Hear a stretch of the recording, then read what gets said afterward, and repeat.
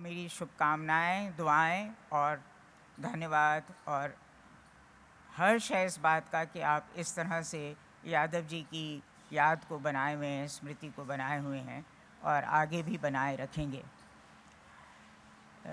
लिम्बाले जी से मेरी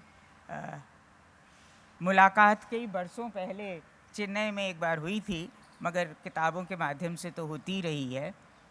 मैं कहना ये चाहती हूँ कि ये जो हमारा विषय है स्वप्न, संघर्ष और सृजन, तो स्वप्न और संघर्ष एक दूसरे के विलोम नहीं है, वो पूरक हैं। आप कोई भी संघर्ष नहीं करते जब तक आपके पास कोई सपना ना हो।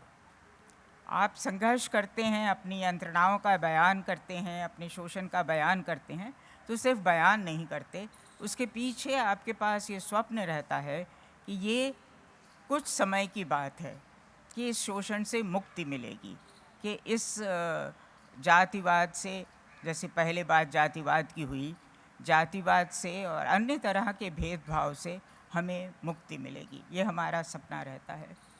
और जब हम लिखते हैं किसी स्वप्न के तहत, हम कोई स्वप्न देखते हैं, उसको लेकर हम लिखते हैं, हम एक शिल्प चुनते हैं और उस शिल्प को फिर रचना में ढालते हैं, तो लगता ऐसे है कि हम कोई जादुई चीज़ गढ़ रहे हैं, कोई तिलिस्म गढ़ रहे हैं, मगर वो गढ़ने में और उसको उस तक पहुंचने में, उसको कहीं लक्ष्य पर पहुंचाने में बहुत संघर्ष करना पड़ता है।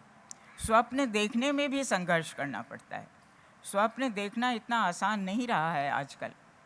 पहले हमारा स्वप्न होता था कि हम लोकतंत्र को सशक्त करें, अब हमारा स्वप्न है कि हम लोकतंत्र को स्थापित करें।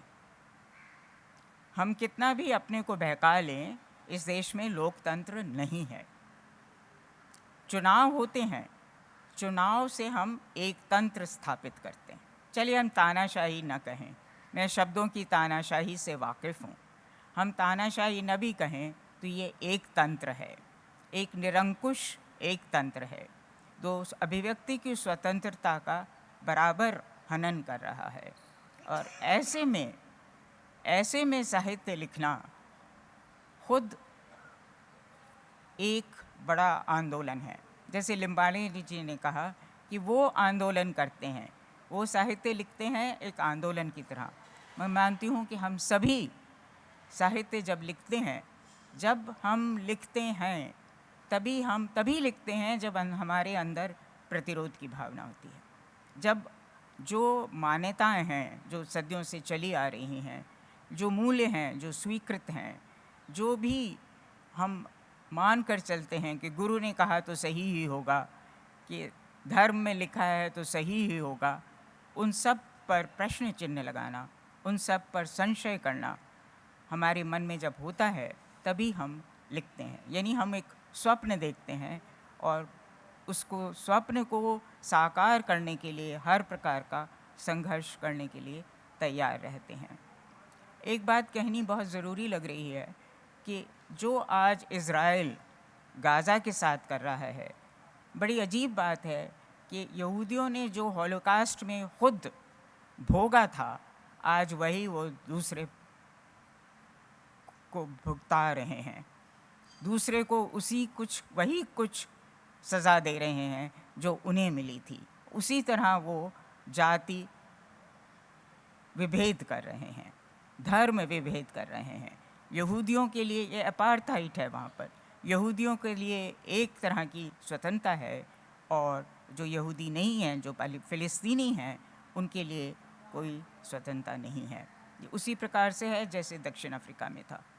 मगर दक्षिण अफ्रीका के विरोध में तमाम जो तथाकथित लोकतंत्र हैं यूरोप के, वो खड़े हो गए थे।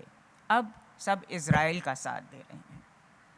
एक बात बार बार कही जाती है कि हिंदुस्तान अकेला ऐसा देश है जहाँ पर यहूदियों पर अत्याचार नहीं हुआ। जब पारसी भी यहाँ आए तो उनसे कोई असहिष्णुता नहीं की गई, तो इसको लेके हम बहुत गर्वित होते हैं। मगर सोचिए कि जो हमारे अपने लोग थे, जो हमारे बहुसंख्यक 60% लोग हैं, जिनको हम दलित अब कहने लगे हैं, नहीं तो नीच जाति ही कहते थे, उनसे हम बराबर असहिष्णु रहें। असहिष्णु ही नहीं, क्रूर रहे हैं उनके साथ। तो ये कैसी सहिष्णुता है? इस पर क्या गर्व करें? याद रखिए कि जो यहूदी आए थे और जो पारसी आए थे, वो साधन संपन्न थे, धनवान लोग थे। उन्होंने आके यहाँ उद्योग लगाए, उन्होंने हम वो पैसा लेकर आए थे। जो हमारे अपने लोग थे वो साधन विहीन थे, साधनहीन थे। तो ये सहिष्णुता जो है, धर्म में भी अब तक कम से कम लड़ाई झगड़े तो होते रहते थे, मगर साहित्य सृजन में हम सहिष्णु थे, हम मिलकर साहित्य सृजन करते थे। कबीर तो 14वीं शताब्दी में वो सब कर गए कि अगर वो यूरोप में रहे होते तो हेरेटिक की तरह जला दिए जाते।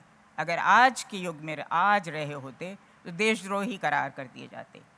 मगर आज भी पिछली शताब्दी में भी जितने भी प्रगतिशील लेखक हुए हैं, उन्होंने दलितों के बारे में लिखा है, दलितों को अपने समकक्ष देखा है। और हम भी जो अपने को किसी वाद के साथ रख कर नहीं देखते, जो मैं कहती हूँ कि स्वतंत्र लेखन करते हैं, चाहे आप रूपवादी भी कह लें, हमें शिल्प का भी ध्यान रहता है, भाषा का भी, विषय का भी, कथ्य का भी, और साथ में संघर्ष का भी, जिस संघर्ष से लोग गुजर रहे हैं। तो हम भी सब भेदभाव को दूर करना चाहते हैं, हम लोकतंत्र स्थापित करना चाहते हैं, जो हमारे देश में अब नहीं है।